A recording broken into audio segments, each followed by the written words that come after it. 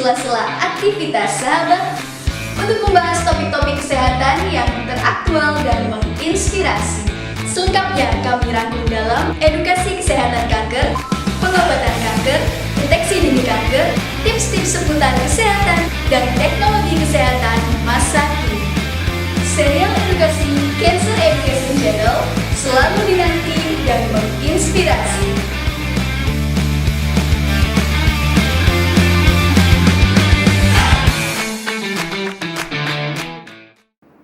Assalamualaikum warahmatullahi wabarakatuh. Selamat pagi sahabat. Selamat datang dalam acara serial edukasi Cancer Education Channel edisi ke-6 Sabtu 18 Agustus 2020. Pada kesempatan kali ini topik yang akan kami bahas yaitu kebutuhan dasar anak untuk tumbuh kembang yang optimal. Yang akan disampaikan oleh narasumber kami yang juga sudah hadir di sini, Dr. Septin Widiretnani, spesialis anak, dan juga moderator Dr. Acia Tema Malini, dokter umum Rumah Sakit Onkologi Solo. Acara ini akan berlangsung selama 1 jam ke depan. Untuk sahabat semuanya, kami tunggu partisipasinya dan silahkan menyiapkan pertanyaannya pada kolom komentar untuk dialog interaktif. Acara ini disiarkan langsung pada YouTube, Facebook, dan Instagram Rumah Sakit Onkologi Solo. Mari sahabat, langsung saja kita simak bersama serial edukasi Cancer Education Channel yang dipersembahkan oleh Rumah Sakit Onkologi Solo dan Solo Cancer Society. Assalamualaikum warahmatullahi wabarakatuh. Selamat pagi semuanya. Senang sekali kita berjumpa kembali di serial edukasi Cancer Education Channel yang pada hari ini kita akan membahas topik mengenai tumbuh kembang anak. Dan hari ini juga kita ditemani oleh salah satu narasumber kita, Dr. Septin Widiretnani, spesialis anak konsultan, salah satu dokter yang bertugas di Rumah Sakit Onkologi Solo. Dokter, gimana kabarnya dokter hari ini? Alhamdulillah baik. Baik ya dok ya, sehat ya dok ya? Alhamdulillah sehat. Di tengah pandemi seperti ini kita harus tetap sehat, semangat ya. Nah, untuk kali ini kita akan membahas tentang kebutuhan dasar anak untuk tumbuh kembang yang optimal. Jadi kan ini musim pandemi seperti ini banyak orang tua yang sebenarnya ragu ya dok ya, bahkan sakit pun ragu dibawa ke dokter. Semuanya ikut stres. Betul. Apalagi yang nggak sakit itu sekedar kontrol imunisasi. Nah sebenarnya itu bagaimana dok? Ini kan pasti teman-teman juga pada pusing, pada bingung. Nah, untuk itu mari kita dengarkan penjelasan dari Dr. Septin mengenai apa-apa saja kebutuhan dasar yang menunjang tumbuh kembang supaya tumbuh kembang anak itu menjadi lebih optimal. Pada Dr. Septin. Terima kasih ya. Pada musim pandemi seperti ini kita tetap harus memperhatikan tumbuh kembang anak ya. Bagaimana supaya tidak terganggu, karena kan dengan pandemi ini sebagian besar itu di rumah, ya kan, otomatis tugas sebagai orang tua itu harus lebih optimal, ya kan. Nah, pembelajaran semuanya dilakukan di rumah, ya. Kebutuhan dasar anak itu sebetulnya ada 3, yaitu ASA, ASIH, dan ASUH, ya kan. Kalau ASA itu apa saja? ASA itu antara lain tentang perkembangan anak itu sendiri. Kemudian masalah pendidikan yang sekarang menjadi sebagian dilakukan di rumah, ya kan. Kemudian spiritual ya, kita memberikan dasar-dasar keagamaan ya. Kemudian kreativitas. Nah, selama ini kan di sekolah di rumah. Nah, ini semua di rumah. Jadi bagaimana kita supaya anak itu tetap kreativitasnya juga dapat, perkembangannya juga bisa dapat. Nah, itu tugas kita semua ya. Kemudian yang kedua adalah ASI. ASI itu antara lain meliputi kasih sayang. Kalau kasih sayang ya tentunya sebagian besar dari orang tua ya, atau sekitar yang tinggal nenek, saudara itu bisa. Kemudian motivasi, kita memberikan motivasi kepada anak-anak kita, terutama yang usianya sudah mendekati usia 5 tahun, anak usia sekolah ya. Kemudian perhatian, tentu saja perhatian sebagai orang tua sekarang akan lebih tercurah karena anak-anak sebagian besar waktunya kan Di rumah. di rumah Dan ya. orang tua juga di rumah ya dok ya. Iya, orang tua kan banyak waktunya sekarang di rumah ya. Betul dokter. Ya, kemudian yang ketiga adalah ASU ya. ASU itu meliputi nutrisi. Jangan lupa ya, selama anak-anak kita di rumah nutrisinya kita harus perhatikan. Kemudian kesehatannya ya kan. Iya betul dokter. Pokoknya jangan sampai batuk, pilek ya kan, musim-musim seperti ini ya. Dok ya. Kemudian jangan lupa lagi yang penting yaitu imunisasi ya, terutama pada anak-anak yang memang butuh imunisasi, terutama imunisasi wajib Wajib yang ya. dasar ya dok Ya, ya. yang dasar ya. Nah, kemudian pengaruh lingkungan. Sekarang kita bicara pengaruh lingkungan. Pengaruh lingkungan itu pengaruh intrinsik sama ekstrinsik ya no? Intrinsik itu antara lain genetik ya. Genetik itu nggak bisa kita rubah gitu, memang genetik ya dari orang tua ya. Kemudian juga tergantung usia. Tiap anak itu punya perkembangan sesuai dengan usianya. Ya kan, jadi usia 1 tahun tentu saja berbeda dengan usia 3 tahun, usia 5 tahun tentu saja berbeda nanti dengan usia-usia sekolah dan usia remaja ya kan. Betul. Kemudian jenis kelamin, yaitu anak laki-laki tentu saja berbeda cara kita menghadapi ya dengan anak perempuan, dan anak laki-laki tentu saja berbeda ya.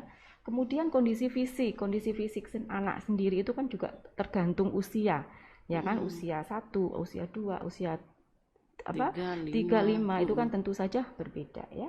Kemudian faktor ekstrinsik yaitu yang meliputi mikro, mini, meso atau dan makro, itu yang kita kenal seperti itu ya. Nah, sekarang apa sih yang mikro, mini, meso atau makro itu? Kalau mikro itu kan dari ibu, jadi tumbuhannya kepada ibu itu nanti berhubungan dengan pola asuh ya. Kemudian mini itu adalah keluarga itu yang keluarga utama ya, ayah, ibu ya. Terutama jangan lupa ekonomi keluarga juga mempengaruhi ya.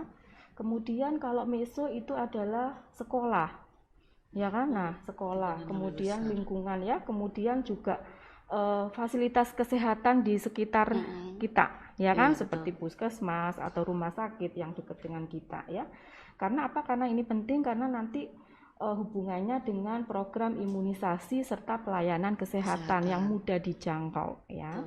Terus kemudian kalau makro itu ya tentu saja dengan kebijakan dari pemerintah. Ya. Nah, kemudian imunisasi tadi, imunisasi tentu orang tua kan mesti sekarang gimana nih imunisasi, mau ke rumah sakit saja kan takut gitu ya. Ya, data dari Kemenkes sama dari data dari beberapa jurnal yang pernah kita baca itu memang selama musim pandemi itu pada sekitar bulan April itu memang pelayanan imunisasi itu terganggu. Iya, betul, Ini karena mungkin ketakutan orang tua membawa ke rumah sakit anaknya di musim pandemi ini ya kan. Malah takut tertular. Nah, padahal macam-macam. Ya, padahal anaknya sehat itu nanti datang ke rumah sakit dia takut gitu. Betul. Ya gitu ya. Kalau misalnya di Rumah Sakit Onkologi Solo gimana dokter? Bisa nggak? Kalau di Rumah Sakit Onkologi Solo itu kan kita melayani pelayanan imunisasi ya kan. Dokter. Nah, yang disarankan memang dari IDAI atau dari pemerintah, imunisasi itu harus tetap dilakukan. Harus tetap dilakukan sesuai jadwal imunisasi, ya kan? Betul. Tetapi ya, ini tentu saja perlu modifikasi. Baik itu tempat maupun waktunya betul. Ya kan? Iya, jadi tempat mungkin kita lakukan tempatnya mungkin terpisah dari pasien-pasien yang kan kita lakukan screening ya, pasti sekarang ya. Jadi yang infeksi, yang tidak infeksi kita harus lakukan. Kemudian waktunya ya kan, mungkin pilih waktu-waktu yang sekiranya pelayanannya itu tidak rame gitu. Betul. Kalau di Rumah Sakit Onkologi ini kita tempat sudah terpisah ya. Terpisah sendiri di kita dari khusus anak ya sendiri. Kemudian untuk waktunya kalau di Rumah Sakit Onkologi lebih fleksibel ya. Orang tua kan bisa janjian menghubungi bisanya kapan gitu ya. Iya, betul. Nanti bisa sewaktu-waktu ke rumah sakit onkologi gitu. Jadi lebih lebih fleksibel. Iya. Ya. Berarti untuk imunisasi tetap wajib Iya, ya dokter? tetap wajib, tidak ada penundaan, harus tetap dilakukan sesuai usia jadwalnya. Usia Ya. dan di Rumah Sakit Onkologi Solo bisa dilakukan Iya. karena bisa mengingat tempatnya juga Iya. lebih jauh dari keramaian, dan yang kedua waktunya juga lebih fleksibel ya, ya, bisa sehingga orang janjian. tua bisa janjian di Iya. mana waktu yang memang sempat, Iya. seperti itu ya dokter ya. Iya. Oke, mungkin kita akan iklan dulu nih, Iya. break sebentar. Nanti kita akan kembali lagi, tetap di sini dulu.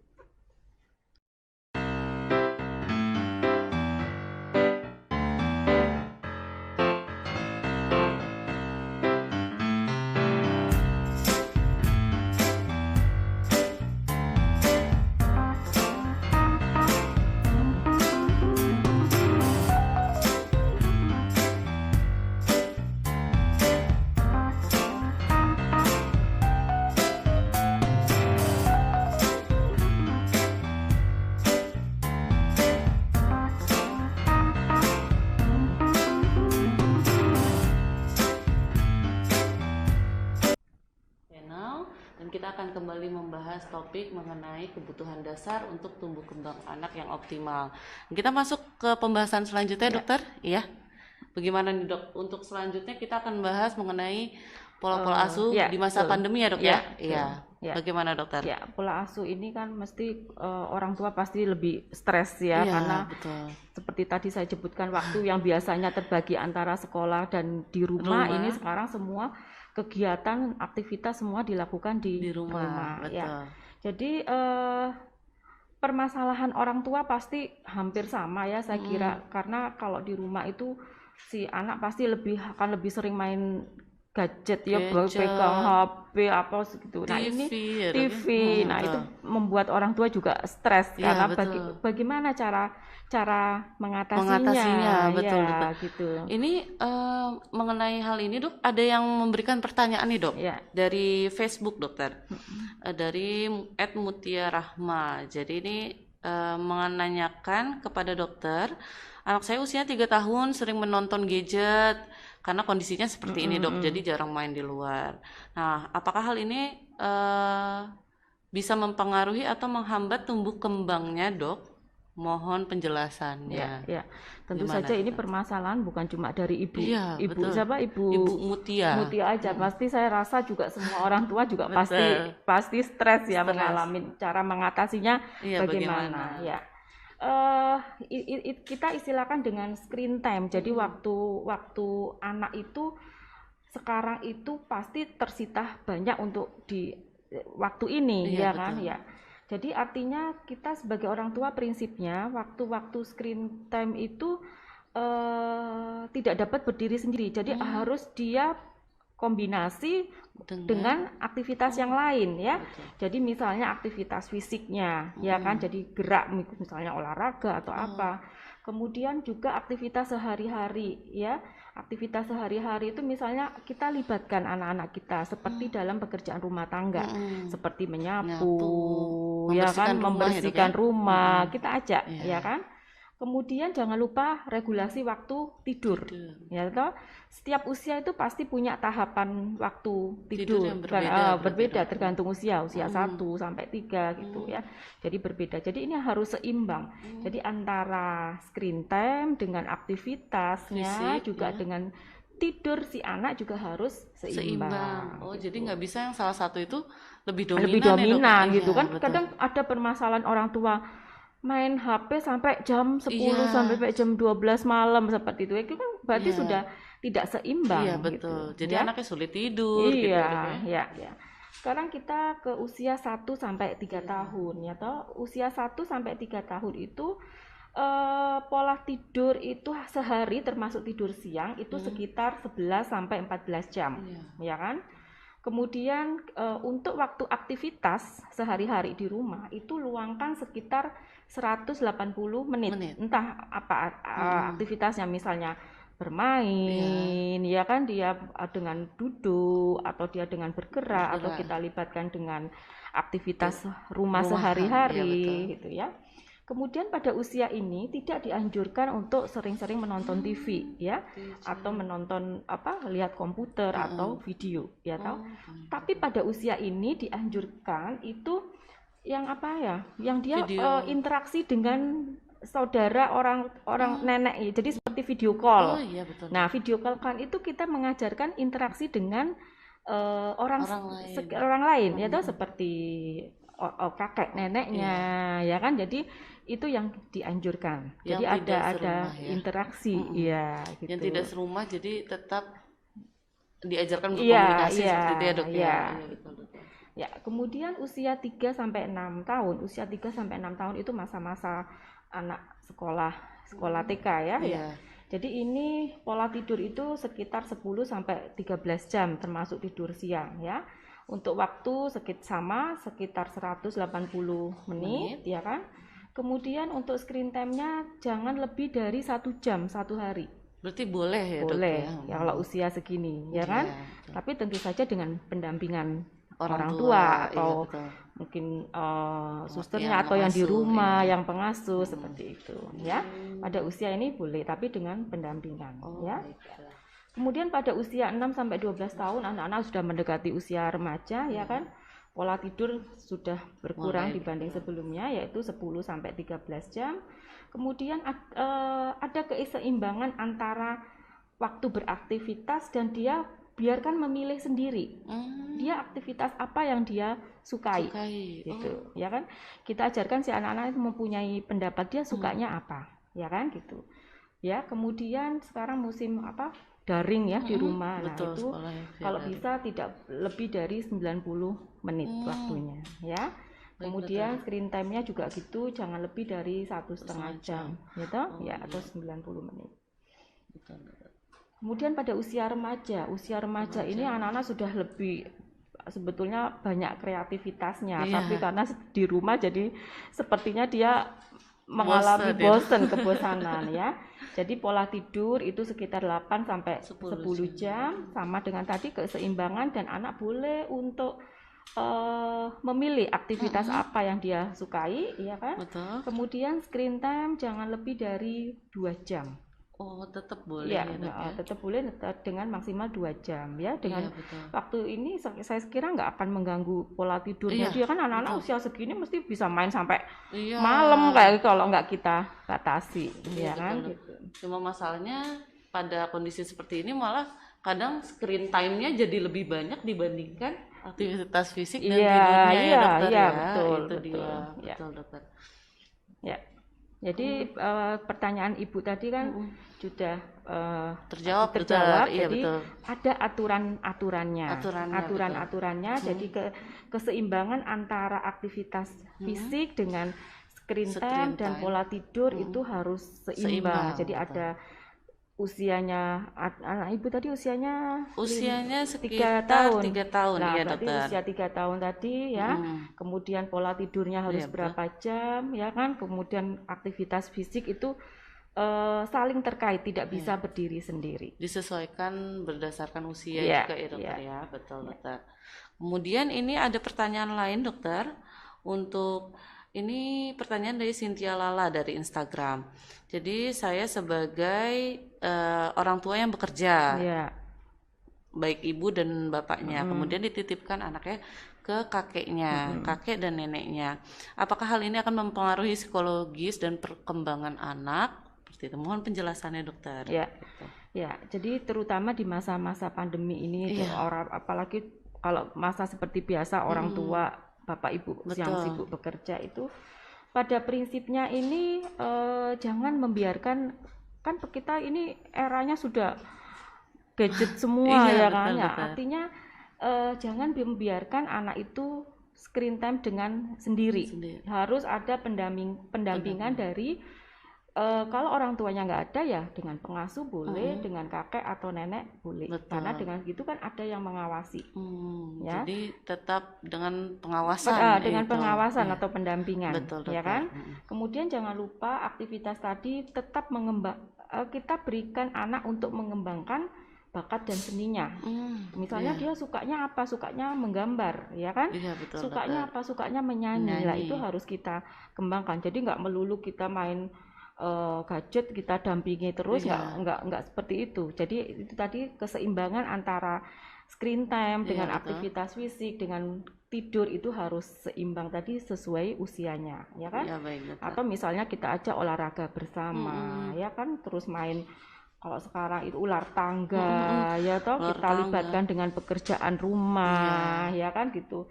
Terus dia misalnya suka kucing, kita beri Pelihara. kesempatan untuk memelihara Memelihara, ya. gitu. Pokoknya semua aktivitas boleh, tetapi ya itu tadi keseimbangan antara screen time, aktivitas fisik dan pola tidur itu harus tetap seimbang. Ya, berarti ya nggak masalah ya Iya, dok mau iya, dirawat. sesuai usia. Ya, oke. Iya. Oh, untuk itu kita akan bahas lebih lanjut mengenai kebutuhan dasar anak yang untuk tumbuh kembang yang lebih optimal. Kita akan kembali lagi, tetap di sini aja.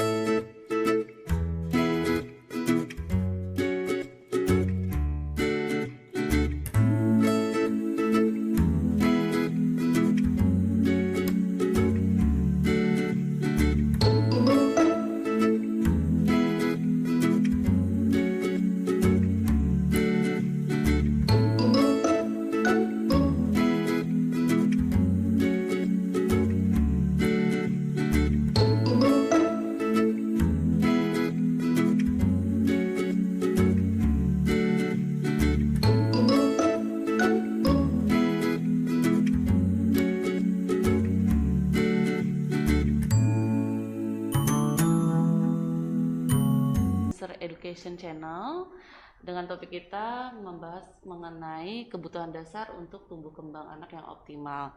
Nah, sekarang kita masuk ke pembahasan sebenarnya apa saja sih dok anjuran-anjuran untuk orang tua di saat-saat seperti ini. Karena kan pasti orang tua banyak juga nih yang sebenarnya bingung karena biasanya bekerja sekarang jadi lebih banyak di rumah. Di rumah, ya, betul.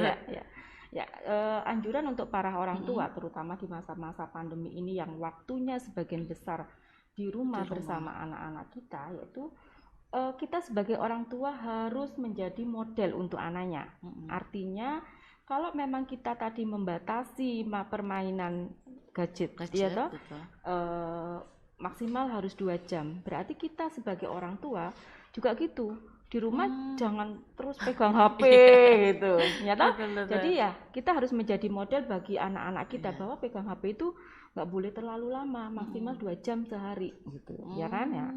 Kemudian kita membuat kesepakatan dengan anak-anak kita, ya toh, misalnya di tempat makan kita nggak boleh pegang apa-apa, jadi khusus hanya untuk makan dan membicarakan, mengobrol apa aktivitas sehari-hari ini, ya toh. Atau mungkin di mobil nggak boleh ada yang pegang gadget, termasuk orang tuanya. Nah, dengan cara seperti ini waktu itu akan lebih benar-benar kualitasnya ya. Jadi untuk itu ya. Jadi artinya kita sebagai orang tua juga harus menjadi model untuk anak-anaknya, harus konsekuen. Ya, gitu ya. Ya, jadi pesan saya pada masa-masa COVID pandemi ini ya, kebutuhan dasar anak tetap harus diperhatikan, ya kan? Termasuk tadi kebutuhan dasar termasuk kasih sayang, perhatian. Kemudian sekolah ya, kemudian termasuk imunisasi, termasuk kesehatan, nutrisinya juga harus tetap harus kita penuhi kebutuhannya sebaik mungkin ya. Kemudian imunisasi yang mesti banyak orang tua masa pandemi ini mesti ragu datang ke rumah sakit. Nah, imunisasi jadwalnya harus tetap dilakukan. Ya. Ini sesuai anjuran pemerintah dan juga IDAI, Ikatan Dokter Anak Indonesia, bahwa imunisasi harus tetap dilakukan, tentu saja dengan modifikasi. Ya, modifikasi itu modifikasi tempat dan modifikasi waktu. Ya, tempat mungkin disendirikan, terpisah dengan pelayanan yang pasien-pasien dewasa, atau waktunya mungkin lebih nyaman untuk anak-anak yang tidak Iya. terlalu ramai ya, Ramai, seperti itu betul, ya betul. kan. Kemudian nah disinilah tuntutan kita sebagai orang tua, peran orang tua akan menjadi lebih optimal di Betul masa-masa sekali, pandemi dokter. seperti Iya, ini. justru orang tua jadi lebih banyak belajar dok Iya, di iya, saat-saat iya, pandemi seperti iya, ini gitu ya dok ya, ya. Ini mengenai tadi kan ada salah satu pembahasannya ada asah, asi dan asuh ya asuh, ya, dokter. Nah salah satu topiknya itu kan di situ ada yang nutrisi ya, dok, ya kebutuhan nutrisi. Ini ada pertanyaan dari teman-teman kita di Facebook dokter. Jadi ada pertanyaannya seperti ini dok. Apa anak saya usia 5 tahun, ya. apakah boleh mengkonsumsi vitamin untuk membantu pertumbuhan dan perkembangan otak? Dan apakah cukup dengan vitamin yang ada di susu formula dan makanannya? Dan bila mengkonsumsi vitamin-vitamin tambahan seperti itu, apakah ada sarannya dok? Boleh dicampur dengan makanan apa, dengan susu apa? Karena anak saya kuat minum susu tetapi sulit makannya Makan, dokter. ya, Betul dokter. ya, Itu bagaimana dokter? ya, ya. Jadi kalau kita bicara masalah vitamin, kita Iya. harus tahu dulu apa sih permasalahan pada anak kita, ya kan? Nah, permasalahan pada anak kita itu apa? Nah, ini yang jadi nggak asal kita ngasih vitamin tapi nggak ngerti tujuannya apa Tujuannya gitu betul ya. betul.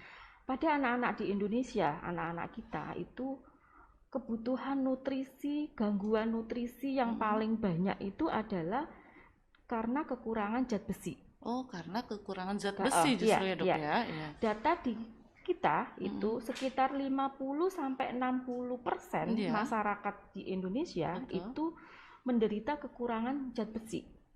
Atau yang biasa kita sebut anemia itu berarti ya dok ya? Ya, kekurangan zat besi itu ada yang sudah bisa anemia, yang sudah pucat sekali ya, ataukah ada yang belum. belum Gitu ya. Nah, dari 50-60% itu 40% itu diderita anak-anak usia balita. Justru Berarti kan paling banyak sekali sekali ya, Dok, ya? kasus kita. Nah, jadi kekurangan zat besi itu kan ada yang pucat. Kalau pucat kan bisa kelihatan nih, iya ya betul toh? dokter. Atau yang tidak pucat. Nah, Iya. yang justru yang tidak pucat ini yang tidak terlihat.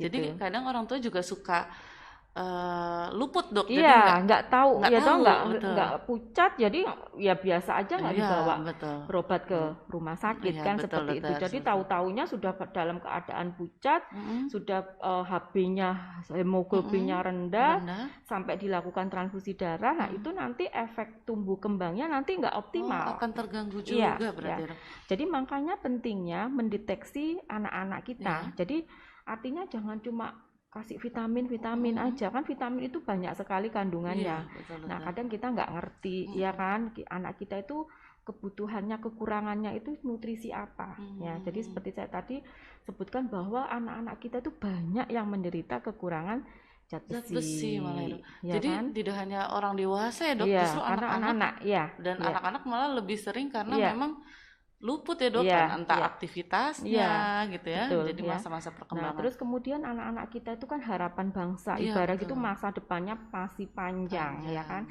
Nah, kalau kekurangan zat besi ini lebih awal kita cegah, anak-anak akan mengalami tumbuh kembang yang optimal.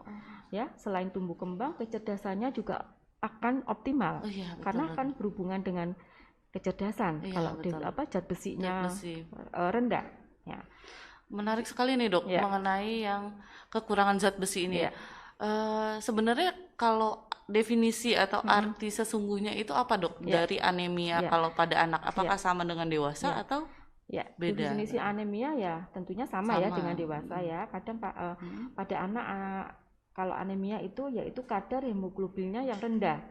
Itu tidak sesuai dengan usianya. Usia. Ya Oh, kan? berdasarkan usia Ada juga berdasarkan ya, Dok, usia, usia 6 bulan sampai 5 tahun itu jangan kurang dari 11 ya kan, nanti seiring usia nanti HB-nya bertambah tinggi, Bertambah, iya, ya kan. betul, Nah, betul. kalau anak-anak kita kurang dari harga normal sesuai usia, berarti anak kita mengalami anemia. Oh, betul. Gitu. Kalau Ya. untuk penyebabnya Ya. dok? Untuk penyebab anemia itu, Iya. anemia sendiri itu kan sebetulnya bukan penyakit, Iya, betul. ya kan? Iya, Tetapi anemia itu adalah gejala dari suatu penyakit iya betul. yang harus kita cari penyebabnya apa, Betul, betul. ya kan gitu. Mm-mm. Jadi penyebab anemia secara umum itu anemia apakah karena kekurangan zat besi ini yang paling banyak di Yang paling Indonesia, banyak ya, Dok ya. ya kan? Kemudian apakah karena permasalahan di sumsum tulang, Iya. ya kan? Ya. Ataukah karena sel darah merah itu dipecah lebih cepat. Ini juga hubungannya ada suatu penyakit tertentu. Betul. Nah, itu harus kita pastikan anak Iya. kita anemia yang mana. Jadi Gitu. banyak nih Iya, kategorinya banyak. ya, Dok ya. Ya, tapi paling banyak ya itu tadi anemia karena kekurangan Zat zat besi. besi. Berarti kan gitu. kalau misalnya karena kekurangan zat besi, kemungkinan besar memang semua dari asupan ya, Dok ya, ya. dari asupan Jadi makanan kalau dan minuman. kekurangan zat besi itu ada faktor resiko, Betul, ya kan? betul. Ada faktor resiko. Pada anak-anak kita itu faktor resiko apa yang menyebabkan dia anemia karena kekurangan zat besi? Itu misalnya dia kelahiran prematur. Oh, itu salah Bayi-bayi ya, lahir prematur. Kemudian bayi-bayi dengan berat badan yang rendah, ya kan? baik, betul. Kemudian ibu hamil yang dia pernah mengalami HB-nya rendah. Ya, itu salah satu faktor, ya kan? Jadi faktor resiko. Ya, kemudian asupan selama kan ASI eksklusif itu dari lahir sampai 6 bulan, Betul, ya kan? betul. Nah, nanti dari 6 bulan kita dianjurkan karena kebutuhannya itu semakin meningkat, ditambah dengan susu formula. Ya, menjawab pertanyaan tadi apakah dengan cukup susu formula saja, ya kan? Jadi tidak cukup dengan susu formula, harus asupan-asupan tambahan yang lainnya, ya kan? Kemudian usia di atas 1 tahun kebutuhannya semakin meningkat, aktivitas dia juga semakin banyak, dia membutuhkan nutrisi zat besi semakin banyak. Gitu ya. Nah, pada saat kapan kita harus waspada? Jadi pada saat anak usia kurang dari 2 tahun, anak-anak kita harus mendapat asupan zat gizi yang bagus. Karena apa? Karena usia 2 tahun itu adalah masa-masa perkembangan otak. Betul. Ya kan? Masa-masa pembentukan sel-sel otak. Ya kan? Jadi ibarat itu adalah masa-masa emasnya. Golden ya, Dok. Ya, betul. Masa-masa emasnya. Selain untuk kecerdasan, untuk daya tahan tubuh, ya, kemudian fungsi kognitifnya. Jadi sebetulnya fungsinya banyak sekali gitu. Jadi makanya pada anak-anak usia kurang dari 2 tahun kita harus pertama tentukan dia punya faktor resiko atau enggak, seperti kelahiran tadi, ya kan? Kalau dia mempunyai faktor resiko kekurangan zat besi, kita bisa memberikan suplementasi zat besi sejak awal, ya kan? Suplementasi zat besi ya dibolehkan ya, boleh, ya kan? Nah, kemudian kalau yang tidak mempunyai faktor resiko, anak-anak kurang dari 2 tahun, ya, kita berikan sama suplemen zat besi juga, gitu. Tetapi pada anak-anak yang sudah menderita anemia, yang sudah terbukti HB-nya ini rendah, ya kan, berarti nanti dosisnya akan kita bedakan. Oh, seperti itu, ya. Dokter. Untuk dampaknya sendiri, Dokter, yang paling khas. Iya, dampaknya itu memang lebih ke mempengaruhi kecerdasan anak ya. Jadi karena kita mengejar waktu usia 2 tahun itu, ya kan. Kemudian daya tahan tubuh juga bisa terganggu, ya kan. Kemudian nanti fungsi kognitifnya, jadi mempunyai jangka ke depan, jangka panjang ke depannya. Gitu. Untuk mungkin nggak saat itu juga langsung keluar dampak-dampaknya, Dok, cuma ke depannya. Gitu. Mempengaruhi perilaku juga. Iya, mempengaruhi perilaku, intelijensia sama tumbuh kembangnya. Baik, Dokter. Kalau untuk cara kita biar tahu nih, Dok, anak kita ini kena anemia atau enggak, ada nggak cara-cara tersendiri dari orang tua untuk mengetahui hal tersebut, dan Kalau untuk tenaga medis sendiri gimana dok cara penegakan Ya, diagnosisnya? jadi kalau bagi orang tua ya kalau ingin berkonsultasi apakah ini anak saya kan tadi definisi zat besi itu ada yang sudah anemia ada yang belum ya betul, kan. betul. Kalau untuk mengetahui pastinya sebaiknya konsultasi ke dokter anak Oh gitu. seperti itu ya dok ya. Mm-mm. Kalau untuk pemeriksaan di Rumah Sakit Onkologi Solo Ya, bisa dok? kalau di sini bisa ya, nanti kan saya setiap hari praktek ya kan, nanti bisa konsultasi, kemudian kita lakukan pemeriksaan penunjang ya, pemeriksaan darah awal ya, nanti di sini juga sudah ada ya di sudah bisa Rumah Sakit dilakukan, Onkologi, nanti dari situ kelihatan, oh ini mungkin kekurangan zat besi. Oh ini enggak masalah Iya, gitu. Nanti betul. hubungannya dengan pemberian obat. Oh ini apakah hanya kita berikan suplemen atau vitamin zat besi aja ya kan, ataukah perlu dosis yang lebih tinggi. Dosis terapi itu tadi. Bahkan penanganannya pun beda-beda ya dok ya, berdasarkan penyebabnya masing-masing. Oh seperti itu. Yang paling sering adalah karena tadi defisiensi zat besi, berarti dengan pemberian zat besi. Kalau untuk yang lain dok? Kalau untuk yang lain paling sering kita keganasan ya, keganasan itu paling sering juga leukemi ya, di Rumah Sakit Onkologi juga bisa melayani kemoterapi ya, pasien-pasien dengan keganasan ya kan. Kemudian ataukah pasien-pasien memang dengan tadi penyakit yang sel darahnya itu gampang pecah. Oh iya. Ya toh, baik itu didapat maupun dia bawaan atau keturunan. Ya. Kalau untuk transfusi sendiri dok? Kalau untuk transfusi dilakukan ada indikasinya. Jadi nggak semua anak pucat itu dilakukan transfusi. Betul. Karena kan orang awam tahunya seperti itu dok biasanya pucat transfusi. Langsung transfusi. Padahal enggak ya dok ya. Oke deh. Oke, untuk sementara kita iklan dulu. Tetap di sini aja.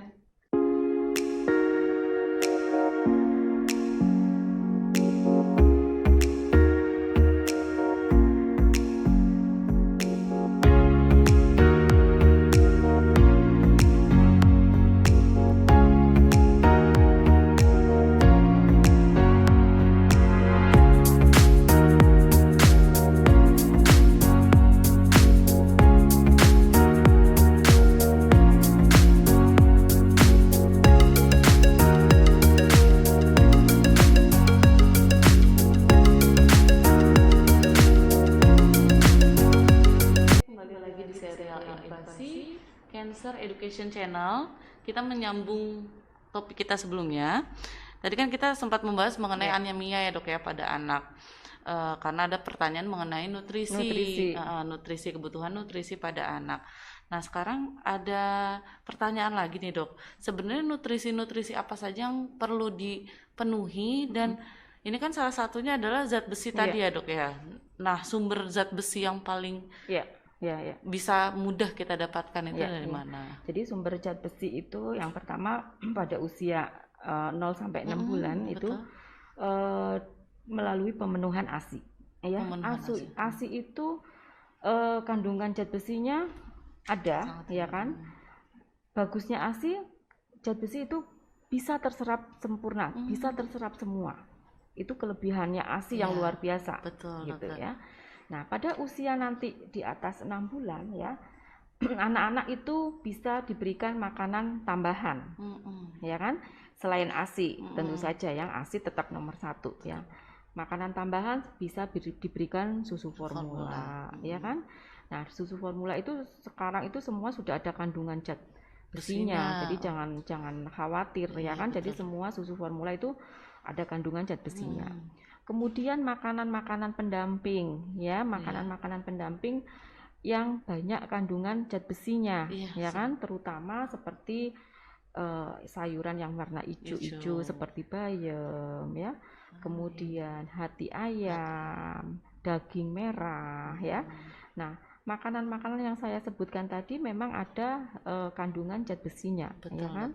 Meskipun dengan kandungan zat besi itu yang terserap hanya sebagian, ya kan, tapi ASI tadi kan full hampir semua terserap, ibarat 100% terserap semua sempurna, ya kan. Nah, Jadi untuk makanan-makanan tadi kita bisa memberikan namanya juga makanan tambahan, ya kan, makanan selain pendamping ASI, ya dok ya. kemudian susu formula, makanan pendamping ini, ya kan, kemudian.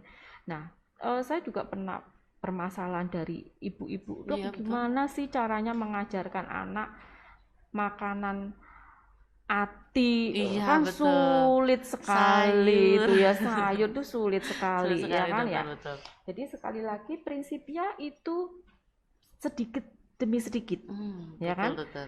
ATI itu kan rasanya itu kan pahit, Pahit, nggak betul. enak, ya kan. Anak kecil mesti nggak mau ini. Mm-mm. Jadi jangan harap anak pertama kali ATI makan Langsung ATI mau. habis separuh gitu, wah itu susah sekali, ya kan. Hebat banget, Ya, betul, mau. kita ajarkan pelan-pelan. Iya, betul, Misalnya seujung jari ini sedikit, ya kan, kita campur supaya rasanya ndak pahit. Iya, betul. Anak-anak mau kan gitu, ya.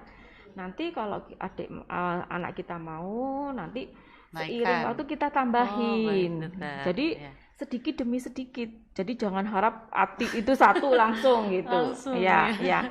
Jadi sedikit demi sedikit Iya, betul, kita betul. ngajarinnya. Begitu juga daging. Daging mungkin kita ambil apa namanya, kaldunya. Iya, betul. Kaldunya dulu dia supaya tahu. mengenal rasa, ya kan?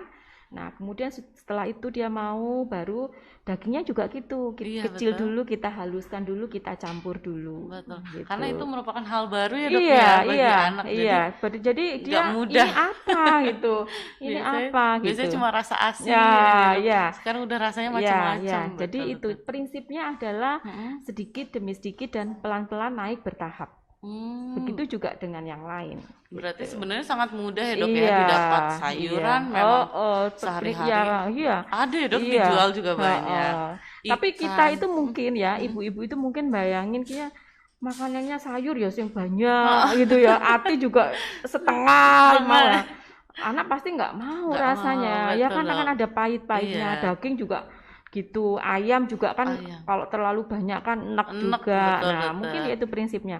Pelan-pelan, sedikit-sedikit ya supaya anak itu bisa mengenal dulu. Betul. Nah, nanti naik bertahap. Betul, betul. Berarti memang sebenarnya kalau memang nggak perlu untuk pemberian vitamin Iya. Iya, atau iya. zat besi itu tidak ada indikasi juga nggak perlu Iya, ya dok iya. ya Kalau sebenarnya. asupannya sudah Baik ya, Dok, bagus ya kan, artinya vitamin-vitamin apa yang sekarang banyak yang banyak itu banyak ya dijual itu. banyak dijual itu mungkin sementara enggak perlu ya. Kalau saya sarankan ke vitamin zat besinya aja untuk betul. usia terutama kurang dari 2 2 tahun. tahun, betul, gitu. betul. Nah kalau untuk pencegahannya Ya. nih dok, supaya kita juga bisa lebih baik dalam mengetahui, terus lebih baik juga supaya anak-anak kita juga nggak kena anemia, itu kan karena sulit ya dok Ya, ya. jadi prinsipnya selalu konsultasikan kepada dokter Anda ya, ke dokter para orang tua ya, dokter anak, konsultasikan ya. Nah, nanti dokter nanti pasti akan menanyakan, yang penting adalah punya faktor resiko atau enggak, terutama karena kekurangan zat besi, ya kan? Punya faktor resiko atau enggak. Nanti kalau punya, sehingga bisa diberikan terapi lebih cepat. Oh seperti Ya itu kan dok, gitu. ya. Kalau tidak punya faktor resiko, maksudnya baik-baik saja nih, nggak punya faktor resiko, ya kan? Nah, nanti selalu konsultasikan kepada dokter anak Anda, ya kan? Ciri-ciri, ya kan? Iya. Ciri-ciri. Biasanya kalau anak menderita anemia itu biasanya dia orang Jawa bilang ngelentuk, lemes gitu loh, Lemes, ya, iya, betul. nggak semangat, aktivitasnya juga nggak terlalu Nggak aktif banyak, nggak gitu ya. aktif gitu ya. Kemudian dia mudah sakit. Nah, mungkin juga bisa salah satu itu. Salah Ya. satu tandanya ya dok Ya, ya. atau anak-anak yang usia sekolah itu konsentrasinya terganggu. Paling Misalnya sering, kok dulu waktu kelas 1 kok dia bisa mengikuti pinter gitu ya. Iya. Tapi kok lama-lama prestasi belajarnya nilainya kok menurun. Nah, ini hati-hati. Seperti itu dokter. Iya.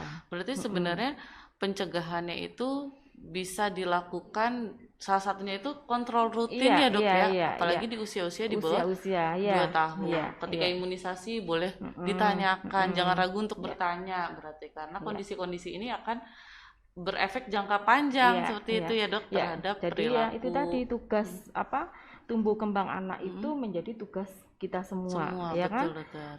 Orang tua, kemudian dokter anak, ya, kemudian faktor lingkungan sekitar itu juga, Pemerintah bahkan ya dok bahkan ya. pemerintah juga, artinya tanggung jawab itu bukan tanggung jawab sendiri, ya kan, Sendiri, tapi betul. melibatkan banyak pihak itu tadi. Betul sekali dokter. Oke, untuk sementara kita akan iklan dulu, tetap di sini aja.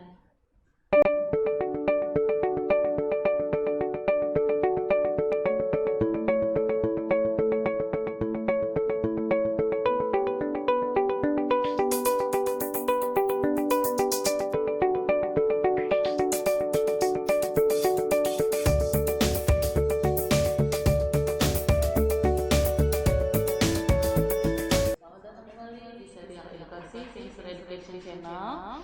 Mungkin ini sesi terakhir kita akan menjawab beberapa pertanyaan yang memang belum terbahas, yang belum terjawab dok di sesi-sesi sebelumnya. Ini ada beberapa pertanyaan dok. Kita kan mungkin masyarakat juga sekarang udah familiar dengan cerebral palsy atau speech delay dok. Ini ada yang bertanya, sebenarnya nutrisi yang baik untuk kondisi seperti ini seperti apa dok? Jadi ini termasuk anak-anak dengan kebutuhan khusus. Betul, ya kan? Ya. Pada anak-anak dengan kebutuhan khusus ini kita harus mengetahui dia sakitnya apa, kelainannya di mana. Pada anak-anak dengan cerebral palsy itu memang dia terjadi gangguan secara motorik, tapi juga dia ada gangguan dengan pencernaannya, penyerapannya lebih kurang dibanding anak-anak yang normal, ya kan. Prinsipnya pemberian nutrisinya sama, ya kan, prinsipnya sama. Cuma memang caranya yang agak lebih ekstra ya, lebih ekstra untuk para orang tua. Karena pada pasien dengan CP ya istilahnya itu gangguan menelannya kurang bagus ya kan dibanding anak-anak yang normal ya kan. Jadi untuk nutrisinya mungkin sama untuk pemenuhan kebutuhannya seperti zat besi ya kan, vitamin, karbohidrat itu sama ya kan, sama dengan anak-anak yang normal. Mungkin caranya yang agak berbeda ya kan ya.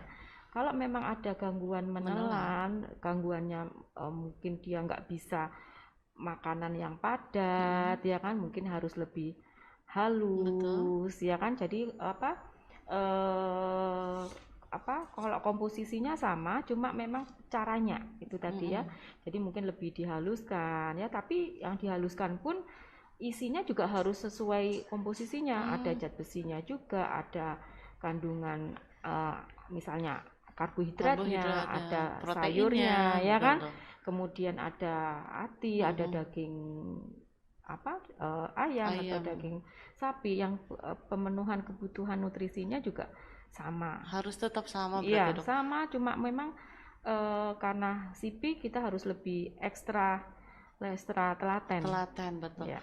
Jadi untuk pemenuhan nutrisinya tetap ya dok ya, karbohidrat, lemak, protein, vitamin, zat besi itu semua memang harus tetap ada. Tidak dibedakan antara CP, normal, semua harus memenuhi itu. Bahkan kita dewasa pun ya memang harus seperti itu ya dok ya. Cuma untuk pemberiannya menyesuaikan dengan kondisi anak anaknya. masing-masing. Betul dokter. Nah untuk speech delay apakah seperti itu juga dok? Tetap sama ya dok ya? Sama. Pemenuhannya harus sama ya, nutrisi, komposisinya ya, kandungan zat besinya, terus susu formula tetap semua harus tetap diberikan. Betul dokter. Jadi untuk kondisi apapun tetap dengan pemenuhan nutrisi yang sama. Mungkin caranya aja yang berbeda. Ya.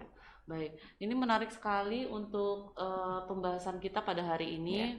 Cukup lengkap dokter dari permasalahan ibu rumah tangga, permasalahan cara asuh gitu ya dok ya. Bahkan sampai penyakit-penyakit yang memang sering dan sebenarnya bisa kita antisipasi bisa dari kita cegah, awal. Betul, dari awal. Apalagi sekarang orang tua lebih banyak interaksi dengan anaknya di rumah gitu. Jadi seharusnya orang tua juga lebih paham. Ini cukup menarik sekali dokter. Mungkin lain waktu kita bahas masalah ya. Pasti ibu-ibu juga pasti pengen mendengarkan itu. Iya dokter, karena di masa seperti ini memang kita butuh banyak ilmu-ilmu baru dokter. Mungkin dokter ini sesi terakhir kita Ya. kan dok. Mungkin ada pesan-pesan dari dokter. Nggak terasa ya. Iya betul dokter. Ada pesan-pesan nggak nih Ya, dok dari dokter Ya, gimana? melalui kesempatan ini saya berpesan ya, pada masa pandemi ini peran orang tua lebih optimal ya. Kemudian imunisasi saran saya harus tetap dijadwalkan, dilakukan sesuai jadwal ya.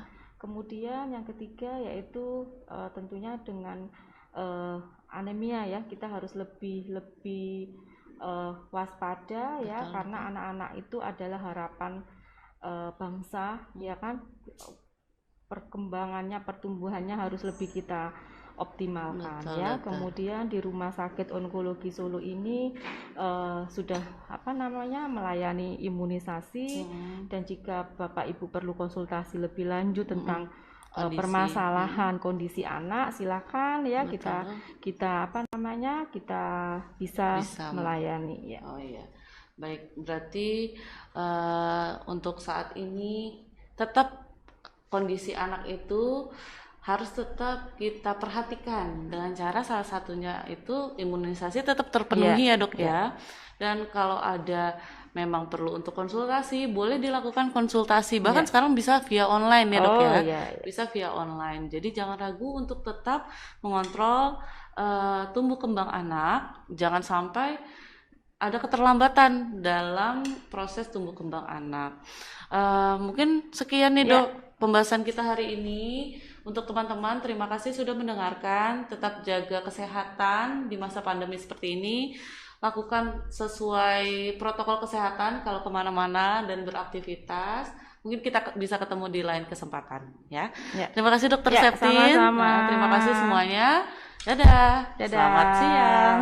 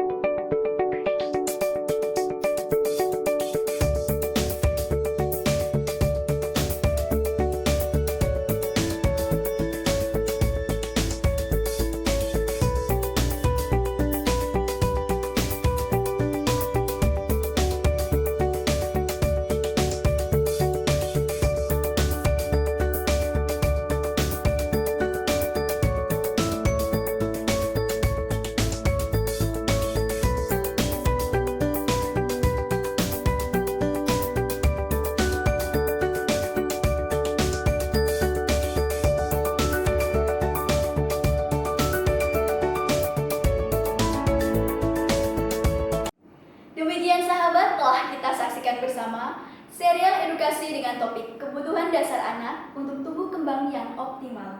Semoga memberikan manfaat dan ilmu baru untuk kita semuanya.